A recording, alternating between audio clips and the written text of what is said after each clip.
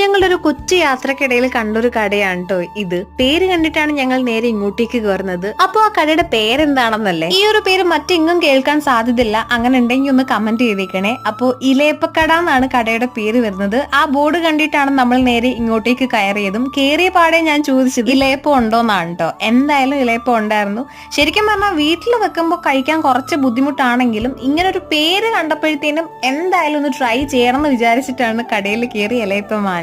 നല്ല സോഫ്റ്റ് ആയിരുന്നു. അത് മാത്രമല്ല ഭയങ്കര കട്ടിയൊന്നും ഇല്ലായിരുന്നു. നല്ല നൈസ് ആയിട്ടാണ് പരത്തി ഉണ്ടാക്കിയത്. ഉള്ളിൽ തേങ്ങയും ശർക്കരയും എല്ലാം ഉണ്ടായിരുന്നു കേട്ടോ. അകത്ത് കയറി ഇരുന്ന് കഴിക്കാനുള്ള സൗകര്യം ഉണ്ട് കേട്ടോ. രാവിലെ കാപ്പി, ഉച്ചയ്ക്ക് ഊണ്, വൈകുന്നേരം ചായ, കടി എല്ലാം ഉണ്ട്. നമ്മൾ ചെന്നപ്പോഴത്തേനും ഏത്തക്കപ്പം, സമൂസ, ഇലയപ്പം ഇത് മൂന്നുമായിരുന്നു ഉണ്ടായിരുന്നത്. ചില ദിവസങ്ങളിൽ തെരളി ഉണ്ടാക്കാറുണ്ട്. അപ്പൊ സ്പോട്ട് വരുന്നത് കൊല്ലം സിത്താര ജംഗ്ഷനിലാണ്. ആ പെട്രോൾ പമ്പിന് സമീപത്തായിട്ടാണ് ഇവരാണ് ഈ ഒരു കട നടത്തുന്നത്. നിങ്ങൾ ഇതുവഴി പോകണമെങ്കിൽ മസ്റ്റ് ആയിട്ടും കയറി ഒന്ന് ട്രൈ ചെയ്ത് നോക്കാം. അപ്പൊ എന്താ വീഡിയോ ഇതിനുള്ളൂ. ടാറ്റാ, ബൈ.